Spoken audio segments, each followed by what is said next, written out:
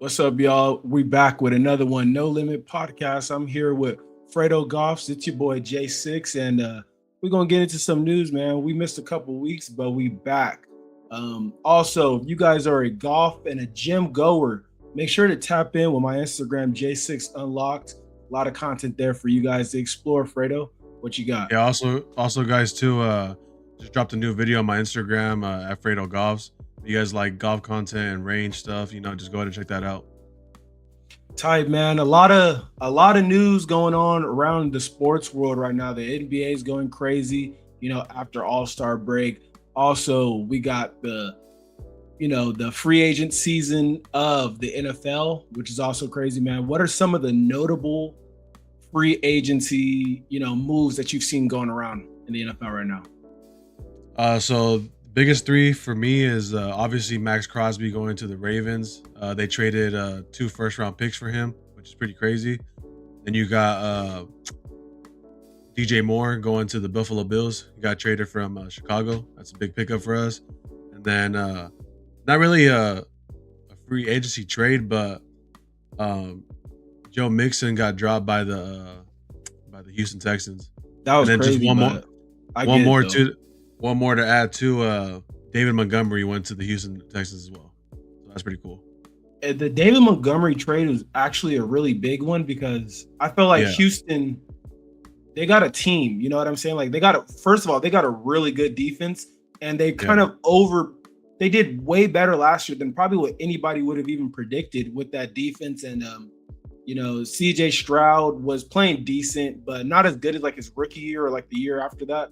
But he kind of figured it out a little bit. But I definitely think that they needed more every down back because quite frankly, their last running back just was not getting the job done. So I could see the cut, but what a upgrade getting David Montgomery.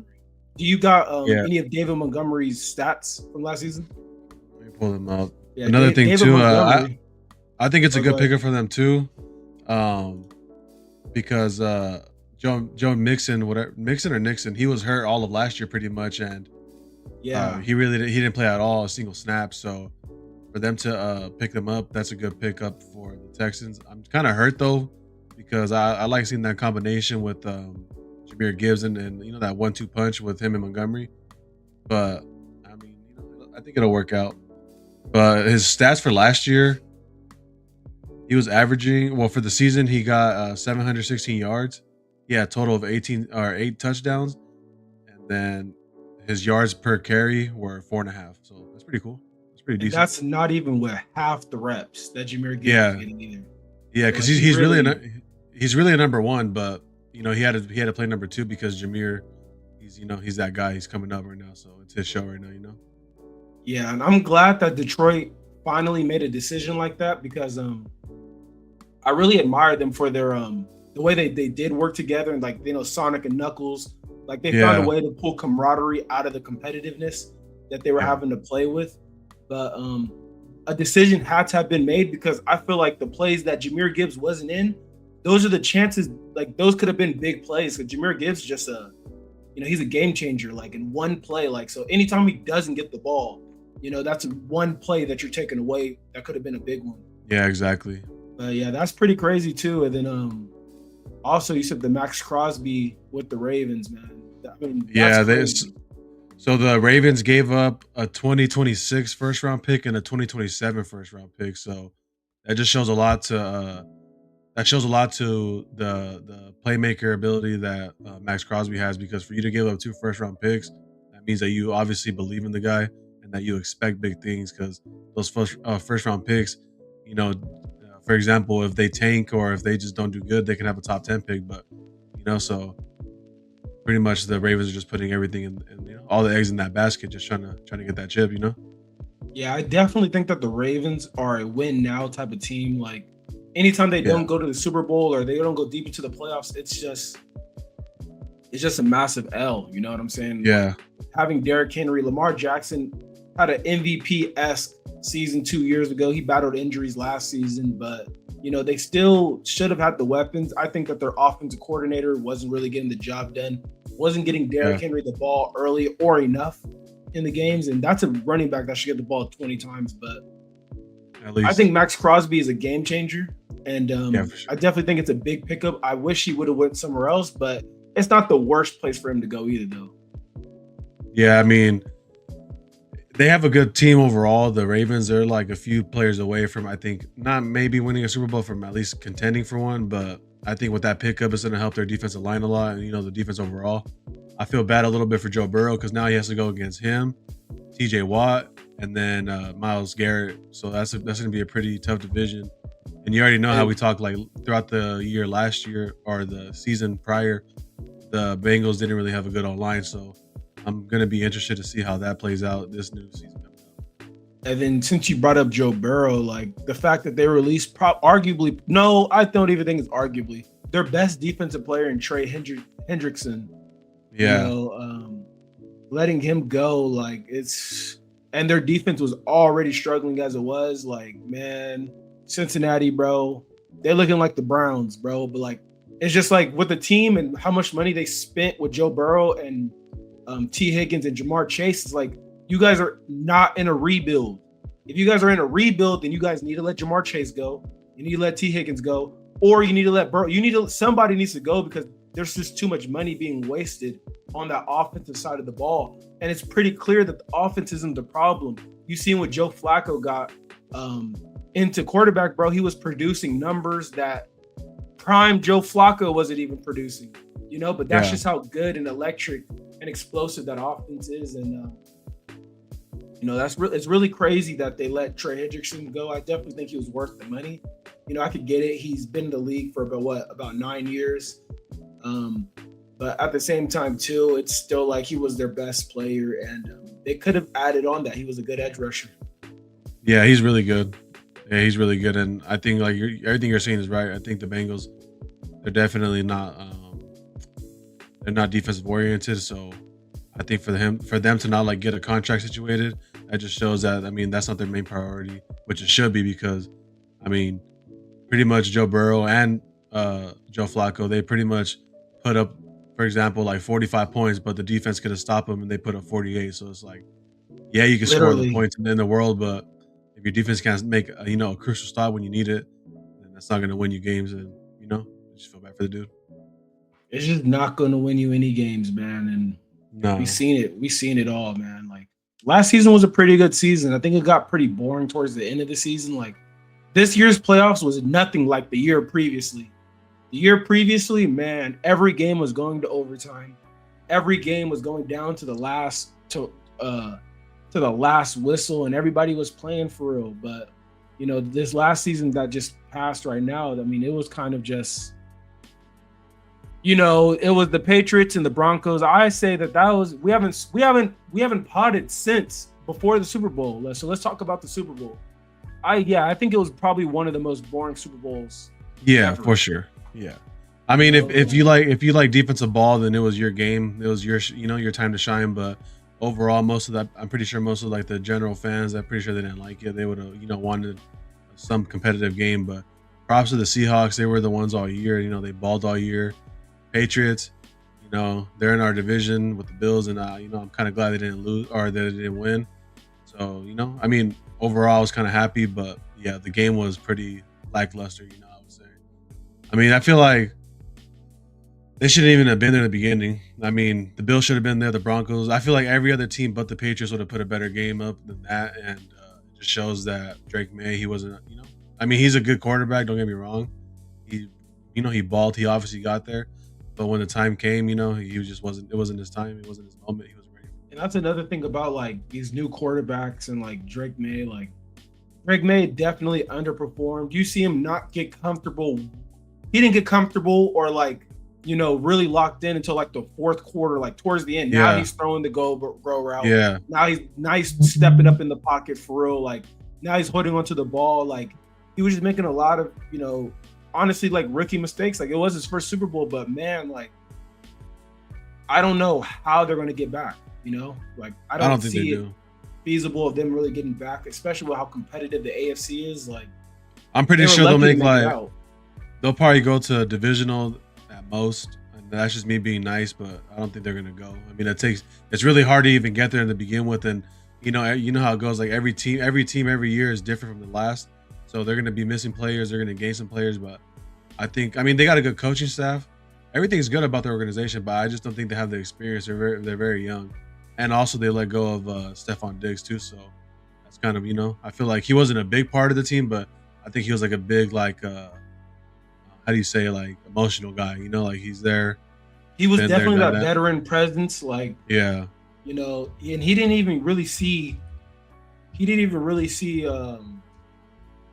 many balls. Like he didn't even get a lot of attention in that game. So yeah. honestly, I didn't really understand it either, because he's somebody they definitely should have been leaning towards more so than anybody else on that field, besides like Hunter Henry or somebody like that.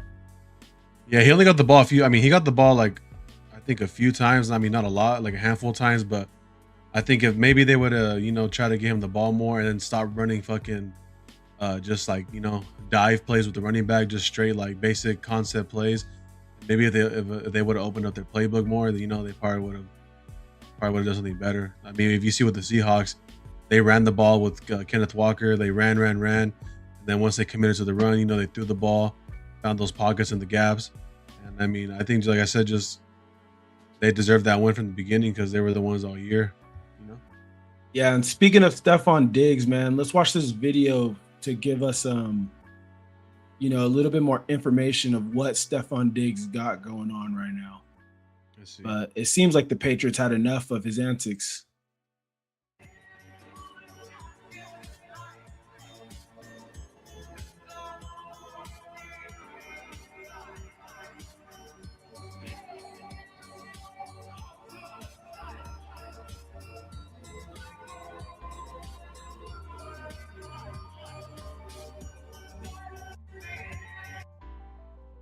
I mean, not the best video I was really looking for, but I didn't know he refused.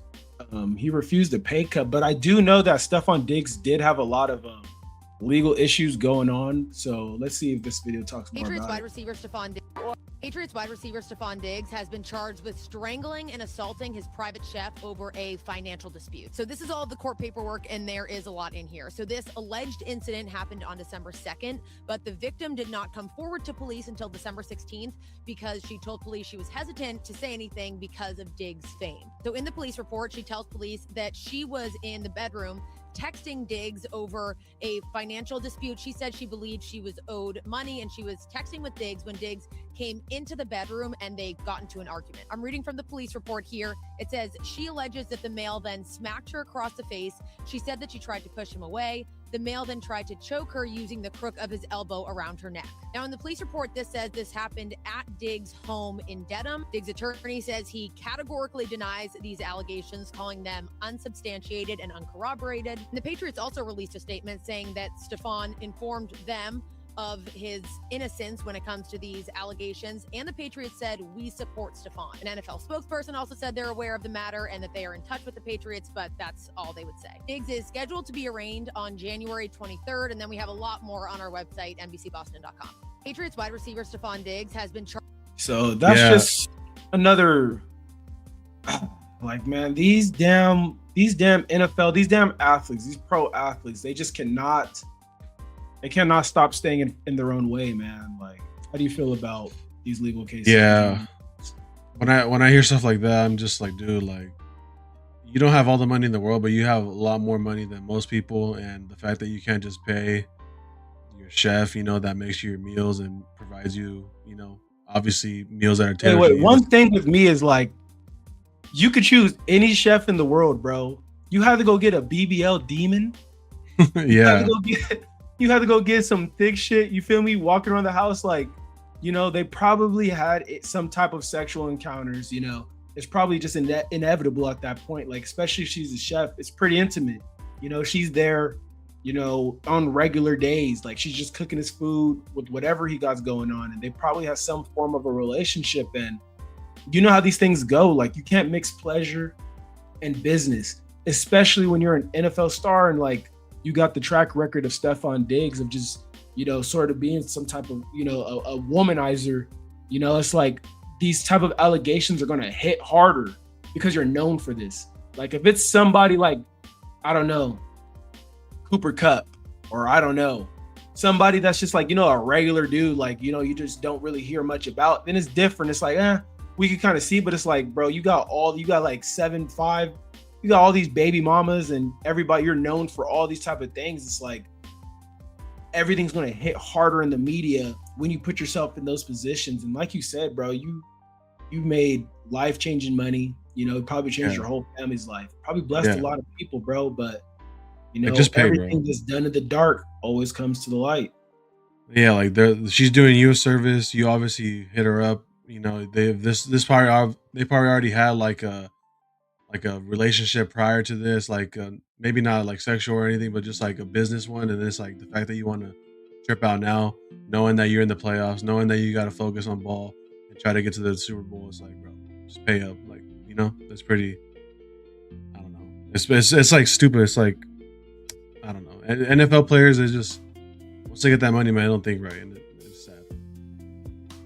Yeah, it's sad, but in other news, some of the other notable free agents that are going on, that are still available right now is we got Tyreek Hill, Mike Evans, Juwan Taylor, Marshawn Lattimore, Trayvon Diggs, Tremaine Edmonds, Christian Kirk, Deebo Samuels, Braden Smith, Jonah Williams, and Aaron Rodgers, Darnell Mooney, Joey Bosa. Some of these dudes are going to get re-signed. They're probably just still ironing out their contracts. So, I'm trying to actually read the ones. Russell Wilson's a free agent too. Like there's quite a bit. Dallas Goedert. Yeah. Bobby Wagner, Levante David, Demario Davis. Like there's a lot of good free agents. I don't think I've seen Tutu Atwell. I don't think I've seen, there's a lot of good free agents in the market right now. So, but let's start off with those are notable names. Yeah, let's start off with Tyreek Hill. Where do you see Tyreek Hill going, or where do you see the best place for him to land? Obviously his options are available. Tyreek Hill's coming off of that crazy ACL, leg break. Really, he broke his knee in like 3 different places, tore everything. But he's an electrifying player, one of the greatest receivers of all time. Where do you see him going, or the best place for him to go? It's pretty tough. I mean, if you want to contend for like a Super Bowl, I'd go to like I don't know. You might think I'm crazy, but maybe like Philly, maybe Green Bay. Those are like some good teams that I would go. Maybe even Los Angeles. Those are teams that are always in the race. I mean, but okay. Let me. I think he'd do good. I think he'd do. I think he'd do. In my honest opinion, I think he'd do good with the Rams because the way if Matt Stafford comes back for another year, he likes to throw the ball a lot, and I think he'd help out Puka and Devontae. I think that'd be a sick ass spot for him to go to. Let me play devil's advocate real quick. You're talking about the Los Angeles Rams with obviously the number one receiver on the Los Angeles Rams, Puka Nacua. Puka Nacua is going to get about anywhere between 7 to 12 targets a game, especially when he's healthy. And then on the other end, you got Devontae Adams, who I think he still has another year or two with the Rams. So that's already kind of loaded. And they have a pretty good tight end too that gets a lot of attention too. So I think that the Rams, I don't really think that that's really the best place for Tyreek Hill to go. I mean, like he could just go be on the team and, I don't even know if they have the money, but it's LA, so they probably do have the money. But I don't think that the Rams would probably be the best place. I think he probably should stay somewhere in the AFC right now because you said the Eagles. The Eagles are definitely going to sign AJ Brown back, and they got Devontae Smith, and that's Batman and Robin right there. Well, that's skinny Batman and buff and swole Batman. So they got their thing running around over there, and they also got Saquon Barkley. But some targets could open up because Dallas Goedert is a free agent. I don't think they re-sign him back. So I mean, or even I'm looking at the teams right now. Maybe even the Niners. The Niners have really got good receivers. That'd be a good squad. And you're right about that. I could definitely see the Niners. Because if I'm Tyreek, like I think he already has like 1 or 2 rings. I think 1 for sure. Obviously 1, but I think he has 2, maybe. I don't know. But I think he has 2. If you're trying to contend for actual, like unless you want to get paid, obviously go to a trashier teams that has the cap space to give you the money. Okay, I understand that. But if you want to contend, some of the teams I just listed right now, like those are some prime targets. Even I think the best spot too. I mean, I think the Rams would be nice, but he'd probably be like a 2 or 3. But even I mean, the Niners, who do they really have? I mean, they have Pearsall, they have Jacoby Jennings, and then George Kittle. So I mean, I think he'd help out a lot if he could stay healthy. I think that the best place for Tyreek Hill to land would probably be the Buffalo Bills. I know they just signed DJ Moore, but there's a lot of space on that roster for him to make a difference. And for even him to be a number one, I think he's better than DJ Moore on one leg. That'd be dope if he were. That'd be dope though if he went to the Bills. I think that'd help a lot because Josh Allen needs the help. So I feel like anybody they can get, but I mean, there's a lot of teams that I think he could go to. You know. Yeah, number 2, where I think he could be a good contender, would obviously another one would be the Baltimore Ravens. I think the Baltimore Ravens got really everything pretty stat pat besides the receivers. Like, all they got is who they got. Forgot his name. The receiver, I think his number's like 10. Let me see. I don't even know. That's how not. Nah, you're gonna know once he. Oh, Zay Flowers. All they got is really Zay Flowers. So it's like, and Zay Flowers is like, he's good. I think he's good, but I think he would stand out a lot more if he didn't take away as the number one option type of receiver. I think like if you give another person that's equal to him or better, then it really opens up Zay Flowers, because Zay Flowers can be used in the run game. He can be used in the pass game. He's really good in the slot. So I really think that, pairing another Tyreek Hill, they got probably one of the fastest offenses.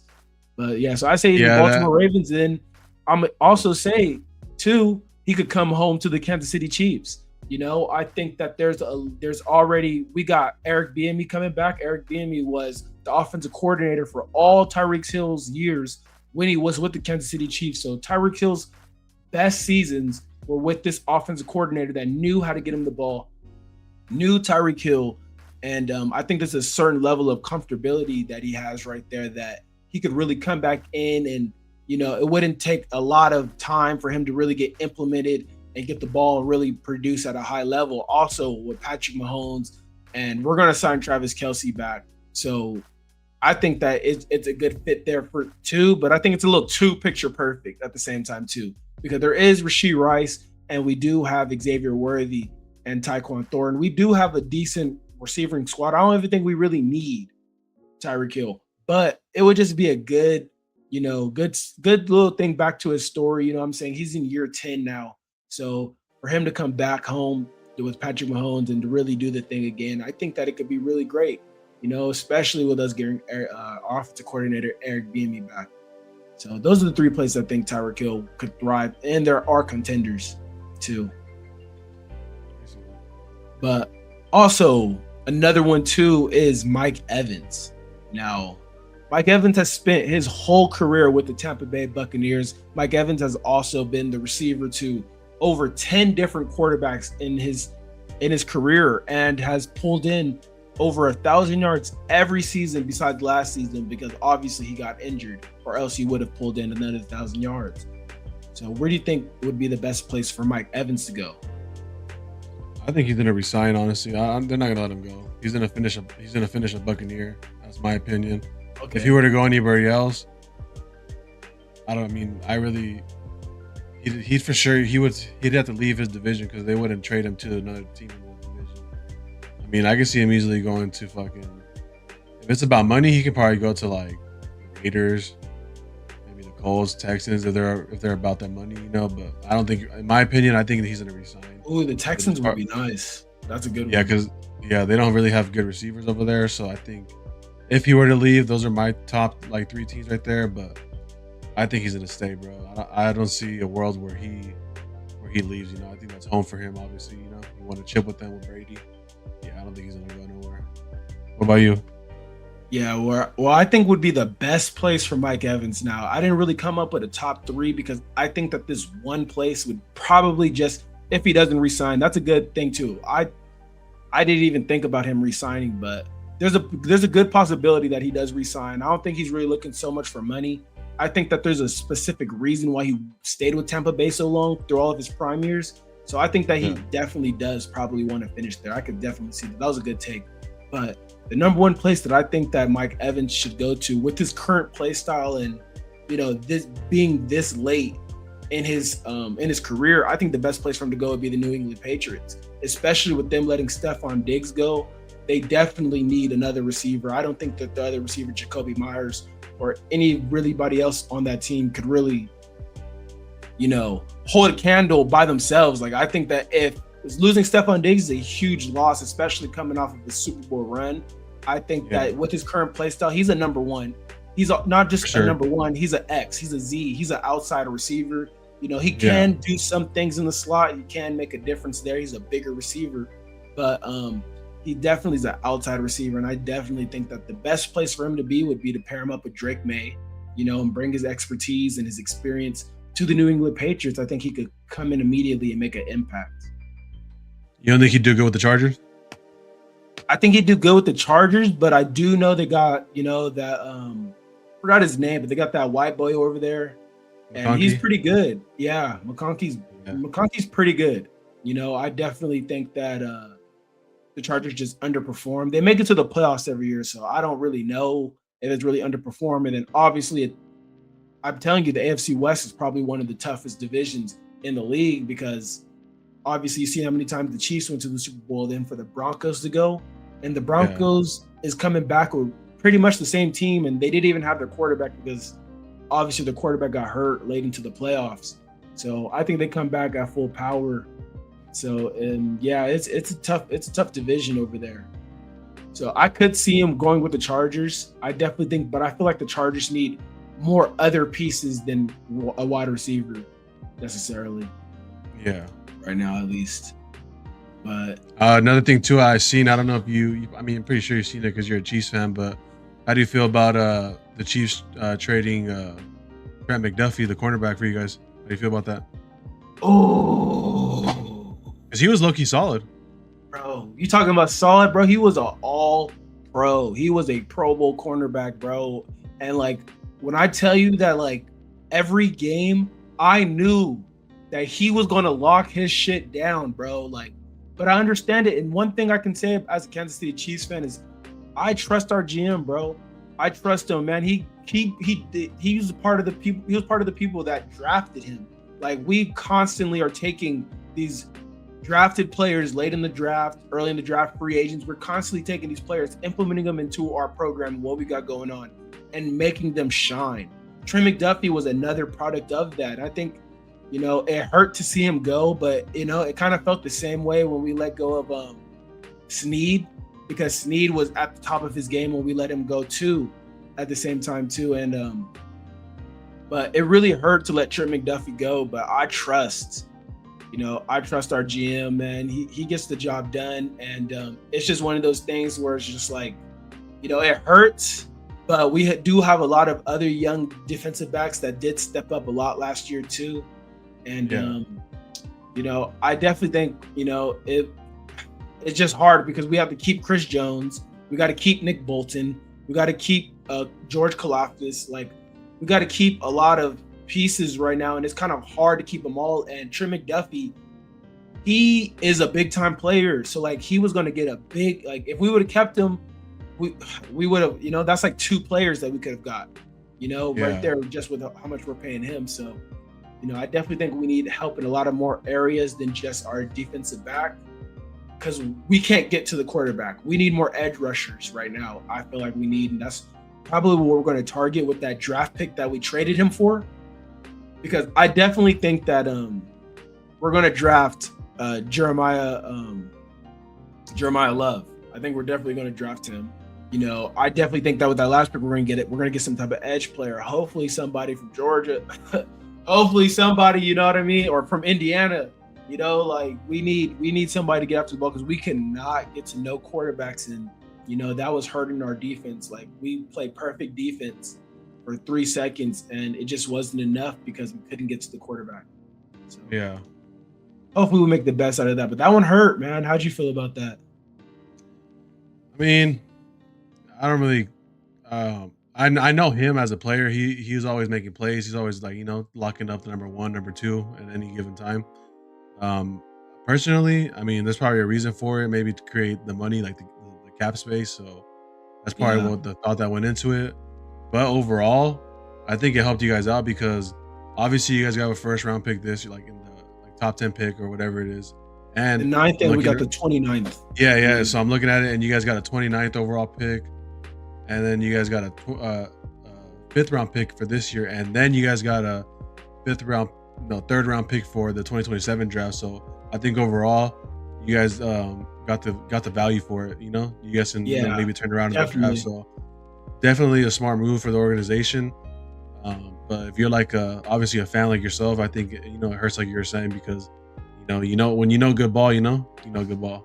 Yeah, man, I'm talking about, bro, like, oh man, he was really locking that side up, and yeah, it hurts, but Yeah, it's one of those things where it's just like you gotta just trust your team, you gotta trust your GM, and you just gotta just it's just yeah, next season, next man up, bro. We gotta keep going because it's hard to keep everybody. It's hard. Like, it's kind of crazy. Like when you look at like the Legion of Boom, they kept Richard Sherman, they kept Bobby Wagner, they kept all of them for a good couple of seasons, like a good 3-4 years, and that's tough, man. Cam Chancellor used to be a big Cam Chancellor fan.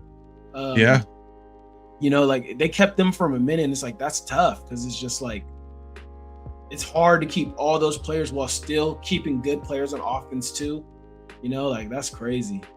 But switching gears, man, that's good for the NFL, man.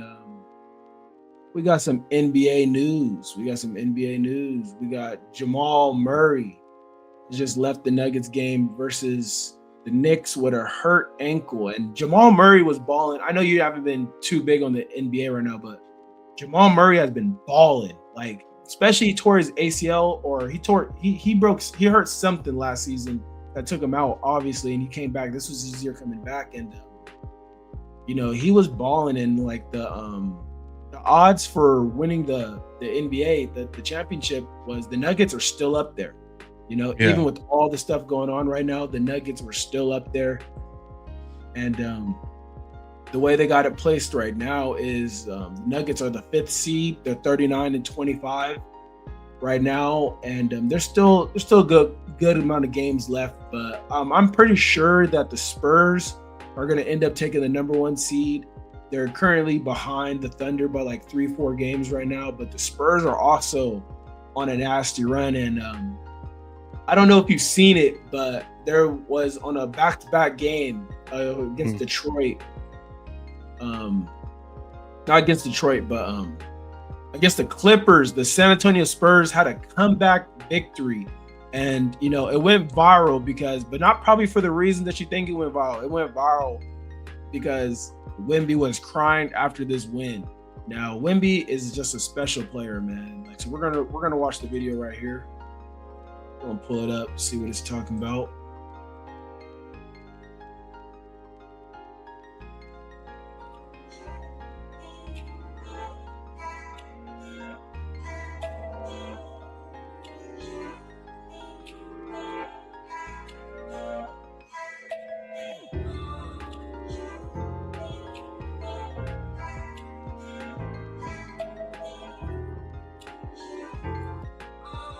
Not really much there to see, but the storyline was Wemby was crying. He was emotional after the 25-point comeback win. And for a player like Wemby, man, like, you just love to see the passion. You just love to see like that, this is a regular season game, bro. Like, the NBA is full of niggas that try too hard. The NBA is full of niggas that act like they're just too cool for everything. You know what I'm saying? They getting paid. They fucking the baddest IG bitches. These niggas don't give a fuck. They just trying to hit the club after the game. That's really it. That nigga Zion, the BBL warrior. That nigga Zion be just trying to tear down anything. You know what I'm saying? Like, players don't really be caring as much. And so, it was really cool to see Wemby care, because it's just like, that's that kind of passion that I feel like the NBA has been lacking for a long time. Everybody wants to be friends and shit. Like, we missed that. Hit each other in the mouth. You know what I mean? Like that ball. So how does Wemby crying, how does, that comeback and Wemby crying, how does that, you as just a sports fan, how does that make you feel? It makes you feel pretty good, because that just shows that he cares about the game and that he actually cares, to win or lose. So, it just pretty cool because as you know, like most guys in most sports, they don't really show emotions till like it's like a championship or like they're coming back from injury and it's the first game back, or someone passed away and it's like that game's dedicated to them. So pretty cool to see that. I think there's more games like that to come. Hopefully they're not down by a lot. They got to come back, but I think he's gonna show way more emotion. I feel like throughout his career with the NBA. I think it's cool though overall. Like you get to see that side of them. They're not just like robots. They're actually humans like us. Yeah, man. I think that was really cool, man. Like, it's just good to see. You know what I'm saying? Like, cause bro's a dog. Like he's like what like Wemby's bigger than a lot of players in the NBA right now. You know what I'm saying? Yeah. And for like him to show that like that kind of stuff matters to him is like it's cool to see as a fan, because it makes me, like, as somebody who doesn't really watch many NBA games, I mostly pay attention to like stat lines and standings and like highlights and stuff like that. It makes me want to watch more. It makes me want to like, okay, there's something special going on in San Antonio right now, and I just want to watch a couple of games and stuff to see. But I'm gonna pull up the NBA standings right now, and you're just gonna take a look. This is coming from the NBA website, the standings. This is what the playoff prediction picture. Let's take a look.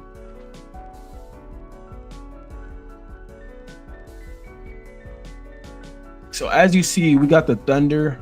It's saying that the Thunder, if the season ended right now, the Thunder would probably be the number 1 seed, which they obviously get a bye, and the Pistons on the other side would be the number 1 seed on the other side. And then we see the Timberwolves and the Nuggets, the Rockets and the Lakers, and the Spurs and the 7th seed. I think the 7th seed would probably be the Suns. Yeah.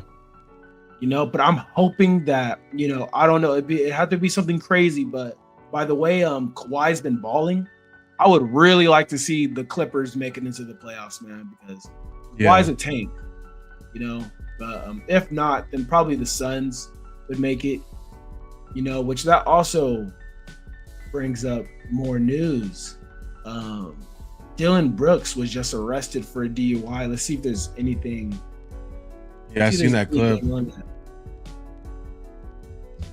I'd like to see though I'd like to see that play-in. I'd like to see the Clippers versus the Suns. That'd be a good one. Hopefully the Suns win, or the Clippers. I'd like to see Kawhi. All right. It's crazy too how James Harden went to the Cavs too. It's pretty crazy.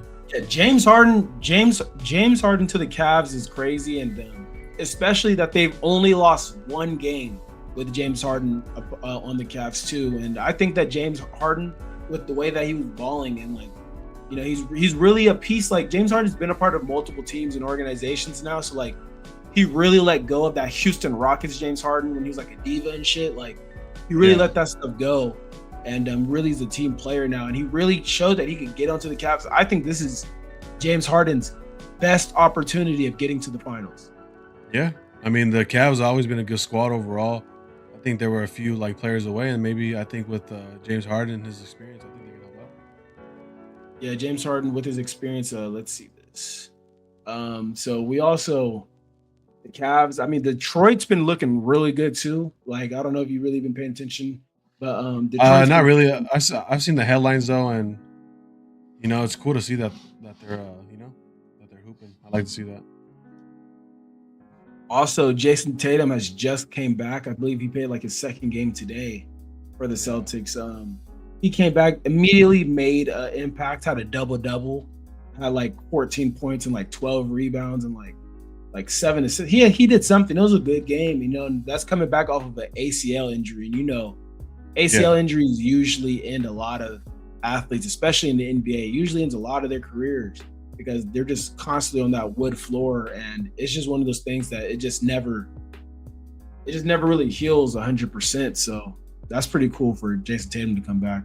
Yeah, I mean, was it Jaylen Brown? He's been carrying the fucking load the whole year. So I mean, it's good to get some help now. So how do you feel? Okay, so Jaylen Brown has been carrying the whole load. I think he definitely showed why he's worth the money, and that Jaylen Brown is definitely a number 1 option. He's definitely, I say he's a superstar. I mean, I know to other people, like he kind of lived in Jason Tatum's shadow for a lot of it, but I definitely think that he's a superstar and that, you know, he proved it this year, if anything, especially guarding the best players in opposite teams while still being the main distributor and scorer on his team too for the Celtics, and literally dragging them to the second seed. If it wasn't for Jaylen Brown, that team shouldn't have did it.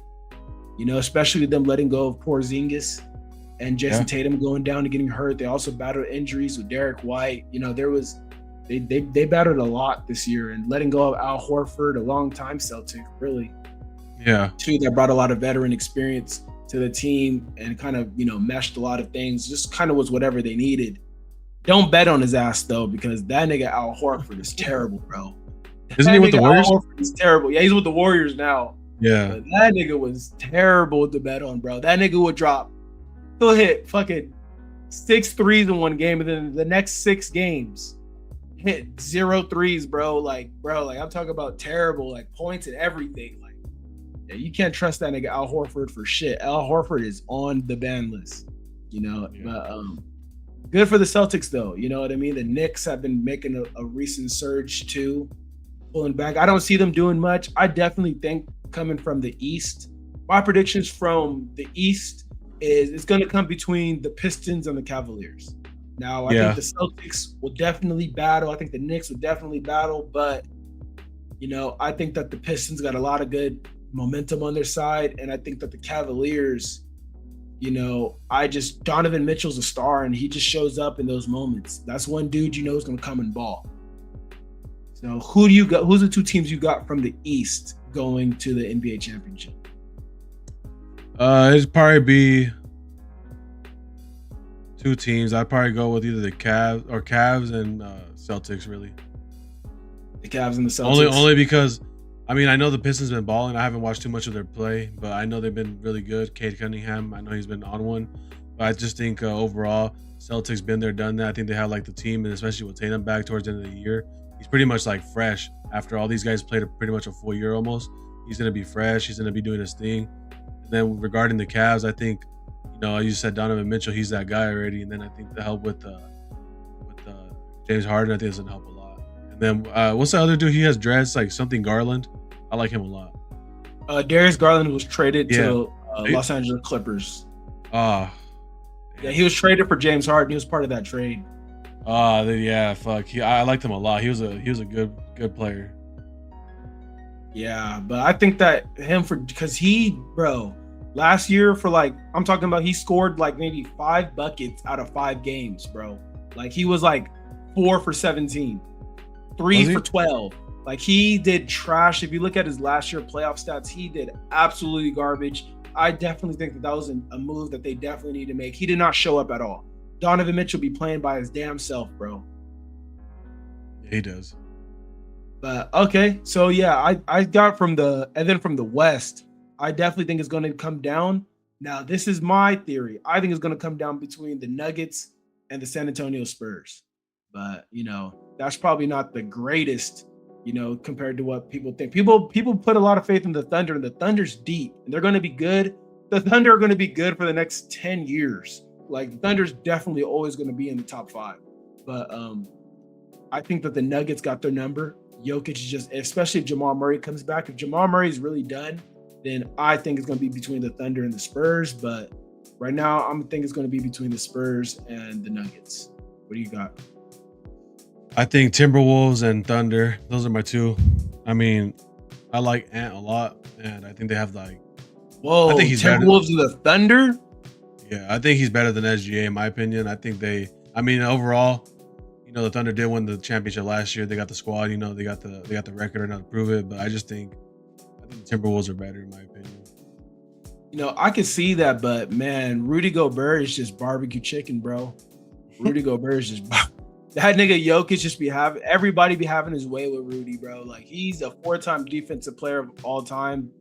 Oh no, he's a 4-time defensive player MVP, player of the year, but you know, he's barbecue chicken, bro. He be out there getting cooked because he just doesn't produce too much on offense. So he has to, you know, utilize everything on defense and everything on getting rebounds. But like, that's just the way to tire out the opposing, the opposing team is you got to be able to score and play defense as a big now.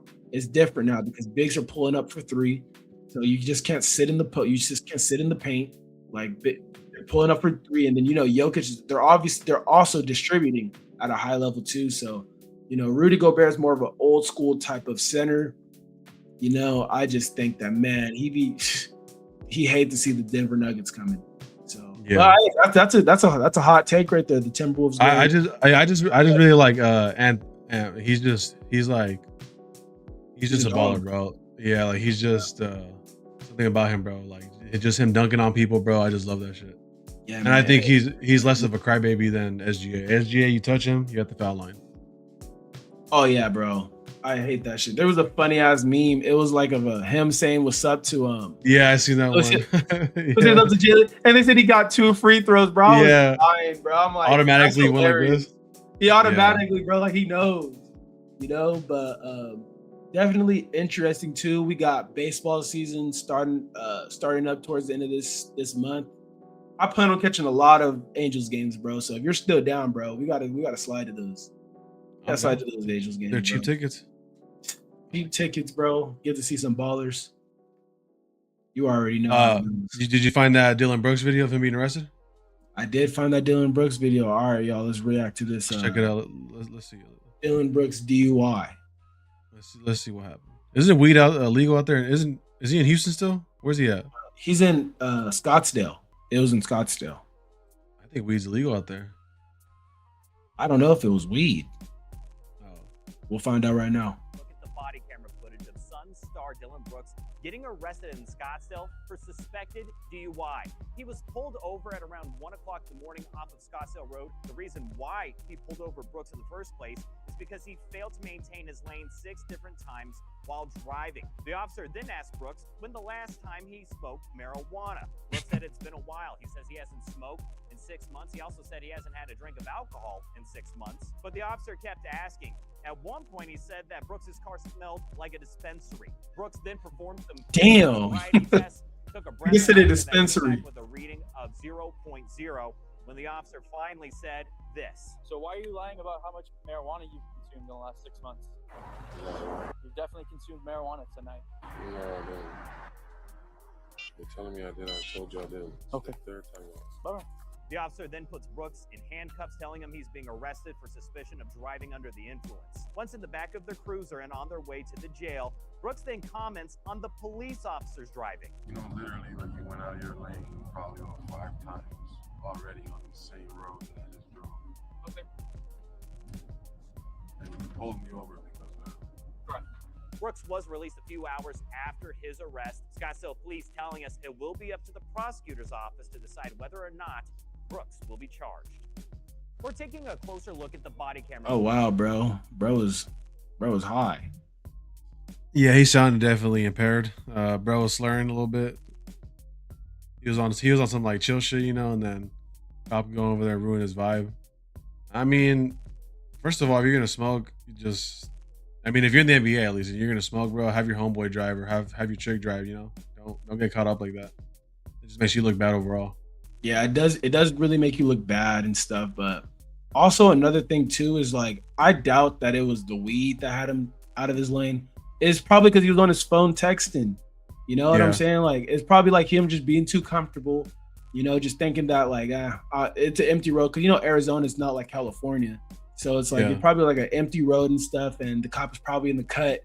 You know what I'm saying? Just chilling, and probably like he obviously has some type of sports car, some type of expensive car, so it's gonna bring a lot of attention.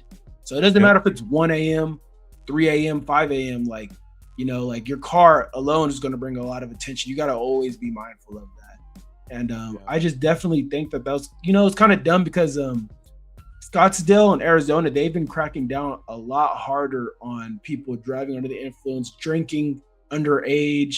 Like they're really like on their strips and stuff, like really locking down on people and really like making it a thing. Like you're not going to come over here and just, drive and drink and drive or, drive under the influence and stuff like that. So, him living out there, he should know that better than I do. And I'm in California and I could see that a lot on social media right now, that's what the thing that's going on in Arizona right now.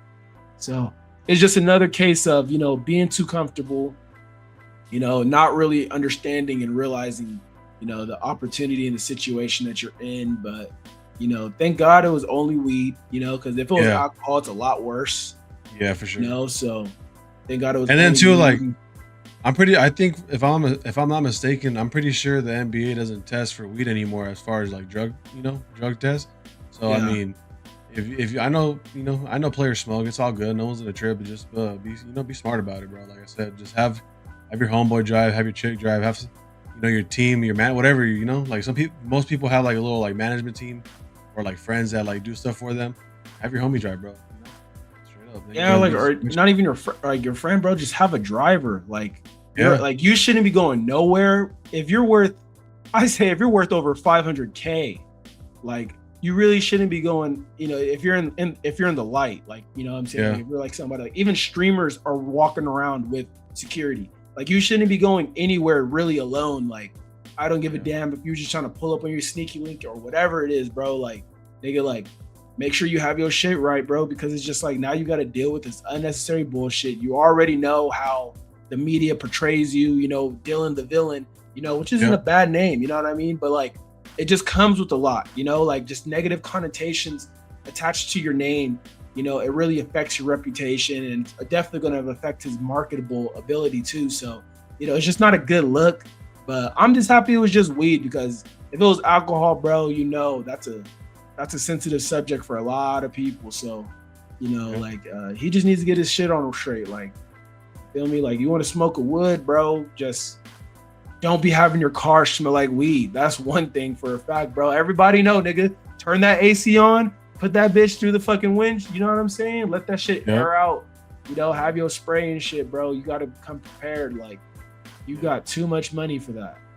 You ain't lying. Yeah, so that's another one, man. We out of here, man. Before we get out of here, man, make sure you guys check out the No Limit Entertainment 85 on Instagram, bro. Go give us a follow. Also, we're going to be having a lot of shorts and stuff. We're really going to start ramping up our game, getting things cooking, man. So make sure you guys support. Check out Fredo Goffs. He just dropped a fire range video with, he sucked though, but you know what I mean? He it was cool though. It was cool though. Go check it out and make sure you guys go check out J6 Unlocked, man. But go check it out, guys. Entertainment, man. No Limit Entertainment, man. We Peace. out. Yep.